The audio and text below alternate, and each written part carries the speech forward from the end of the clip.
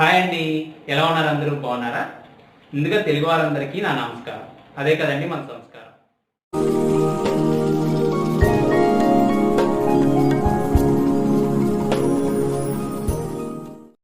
ఇవాల్టి ఎపిసోడ్లో 5 star hotel పద్ధతిలో జీడిపప్పు ఉప్మాని తయారు చేస్తున్నాను.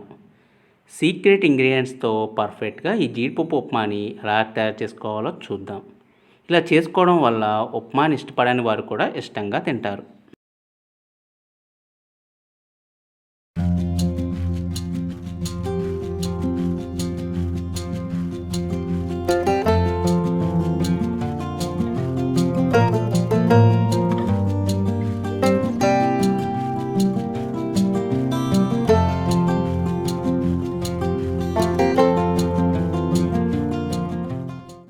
ముందుగా ఈ ఉప్మా తయారు చేసుకోవడానికి స్టవ్ వెలిగించి ఒక ప్యాన్ తీసుకుని ఇందులో 1 కప్పు బొంబాయి రవ్వని యాడ్ చేసుకోవాలి.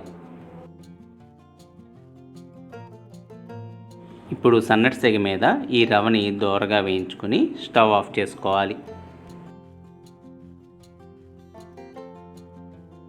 ఇప్పుడు లోతైన కడాయిని ఒకటి తీసుకుని ఇందులో సరిపడినంత ఆయిల్ని యాడ్ చేసుకోవాలి. ఆయిల్తో పాటుగా కొద్దిగా నెయ్యిని కూడా యాడ్ చేసుకోవాలి. ఈ నెయ్యి యాడ్ చేసుకోవడం వల్ల ఉప్మా రుచి చాలా అద్భుతంగా ఉంటుంది.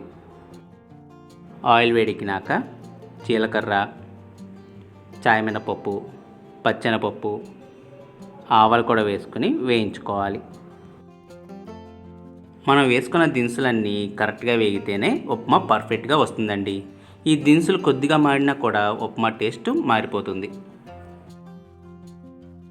ఈ దినుసులన్నీ బాగా వేగినాక ఇందులోకి సన్నగా కట్ చేసుకున్న అల్లం ముక్కలు, పచ్చిమిరపకాయ ముక్కలు,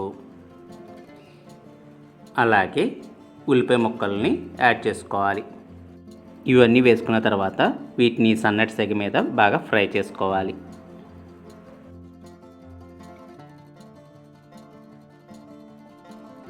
ఇప్పుడు ఇందులోకి 15 నుండి 20 దాకా పచ్చి జీడిపప్పులని యాడ్ చేసుకోవాలి. ఇక్కడ చాలామంది నేతిలో వేయించుకున్న జీడిపప్పులని యాడ్ చేస్తారు, లేదా ఉప్మా అంతా అయిపోయిన తర్వాత పైన ఉప్మా మీద వేసుకుంటారు. ఒరిజినల్గా ఈ 2 పద్ధతి వల్ల మనకి జీడిపప్పు ఉప్మా ఫ్లేవర్ అనేది రాదండి. రవ్వతో పాటుగా ఎసర్లో ఈ జీడిపప్పు ఉడికితేనే ఒరిజినల్ జీడిపప్పు ఉప్మా ఫ్లేవర్ అనేది వస్తుంది. ఇప్పుడు ఇందులోకి సన్నగా కట్ చేసుకున్న క్యారెట్ ముక్కలు, అలాగే కరివేపాకును కూడా వేసుకుని ఫ్రై చేసుకోవాలి. ఇప్పుడు ఇందులోకి రుచికి సరిపడినంత ఉప్పు,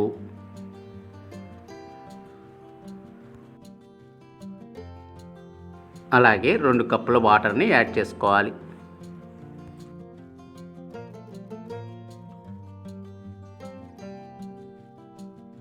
వాటర్తో పాటుగా 1/2 కప్పు పాలని కూడా యాడ్ చేసుకోవాలి. ఈ పాలు అనేది సీక్రెట్ ఇంగ్రీడియంట్ అండి. 5 స్టార్ హోటల్స్లో ఇలా పాలను కొద్దిగా యాడ్ చేస్తారు. ఇలా యాడ్ చేయడం వల్ల ఉప్మా తెల్లగా స్మూత్గా వస్తుంది, అలాగే టేస్ట్ కూడా చాలా బాగుంటుంది. ఇప్పుడు ఇందులోకి చిటికెడు పంచదారని యాడ్ చేసుకోవాలి. ఇది కూడా మనకి ఒక సీక్రెట్ ఇంగ్రీడియంట్ అండి.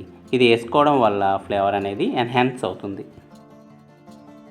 ఇవన్నీ బాగా మరుగుతుండగా మనం ముందుగా వేయించుకున్న 1 కప్పు బొంబాయి రవ్వని స్లోగా ఉండలు కట్టకుండా యాడ్ చేసుకోవాలి.